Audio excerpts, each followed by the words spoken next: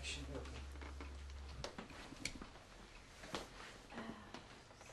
Okay. Can you tell us about yourself, your name and your position? What do you do? Okay.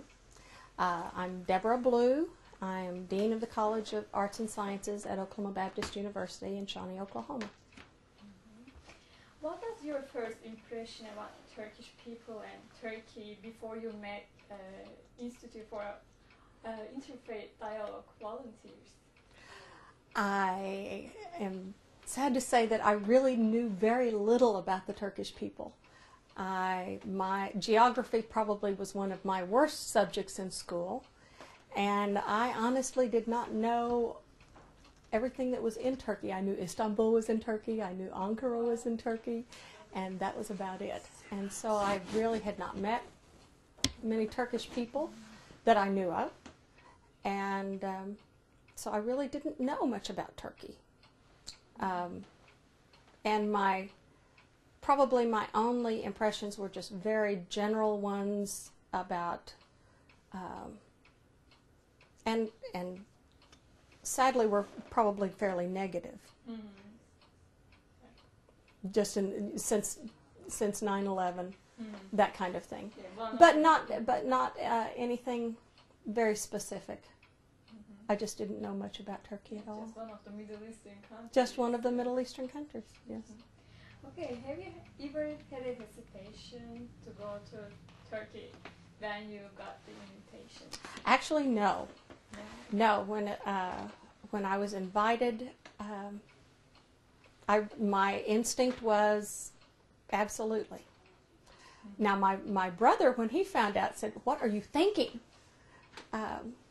But I said, the opportunity to go and learn overrides any fears I might have. And so just an opportunity to go and learn was just so powerful that was the driving force. So how was your family's and friends' reaction? They were a little hesitant.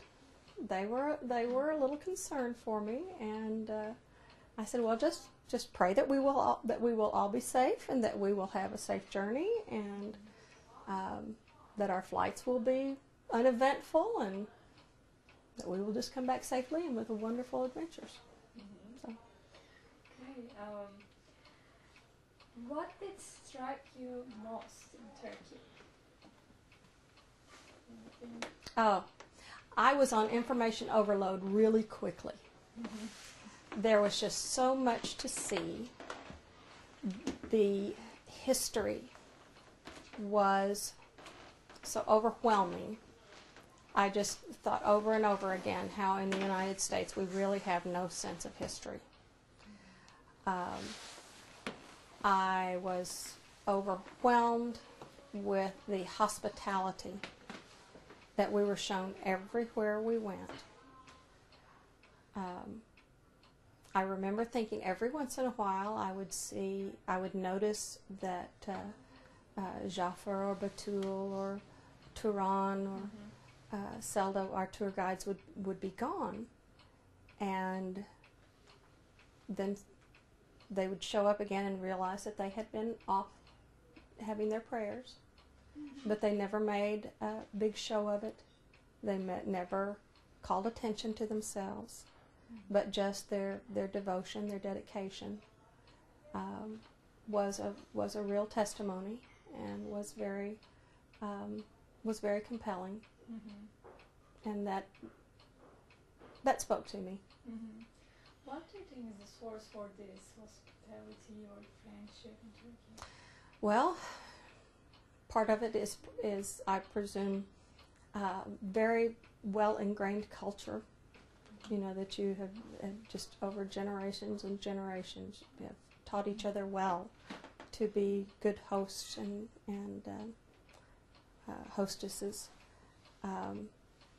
But I think it seems that it also is rooted in your faith, that is just part of who you are, and that comes through very clearly.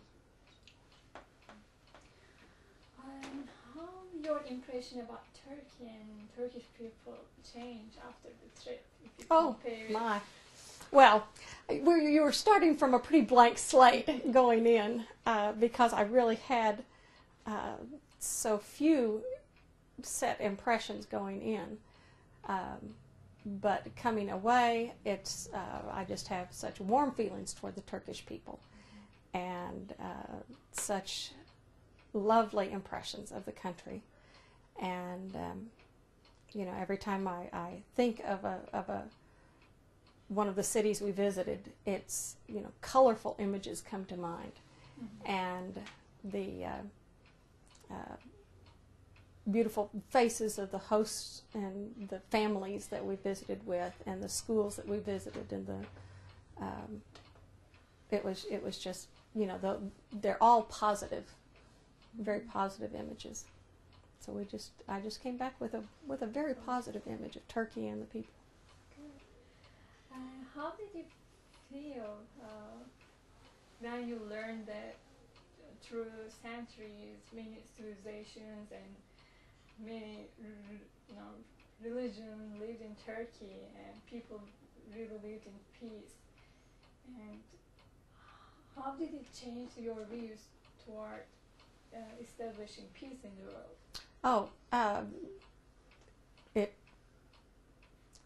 Turkey seems to provide a very good model for other nations and for the world to follow. I hope that it becomes not a well-kept secret, mm-hmm. that this can happen all over the world. Now, I think one thing that Turkey has going for it that is very helpful is that it is it has the roots of all of these faiths, mm-hmm. and so it's the roots for Judaism and Islam and Christianity. Mm-hmm. So I think that's probably in somebody's purse there, but it's not mine. No. Yeah, there it's stopped. But I think I think the fact that geographically mm-hmm. and historically. Stop. Yeah, can you give me a second? I changed the battery, right? Okay. Okay. Okay. How did you feel when you learned that Turkey was cradle of many civilizations and religions, and people lived in peace for centuries? And if you think about building peace in the world, how did you interpret this? When I realized that was the situation, I began to think, that is an excellent model for the rest of the world. However, I don't think the rest of the world really realizes that Turkey mm-hmm. has this history of many different cultures and many different faiths living in peace. And so it is something that the rest of the world needs to know about. I think an advantage that Turkey has is that geographically, that it physically and historically has the roots of Judaism, Islam, and Christianity all right there. And so they all can go, physically to some of the roots of their faiths, and nobody wants to destroy their own homeland, of their faith, whether or not that is the homeland of their country. They don't want to destroy the homeland of their faith. Mm-hmm. And so I think that certainly is an advantage that Turkey has, but it is a model that I would like to see emulated around the world. Mm-hmm.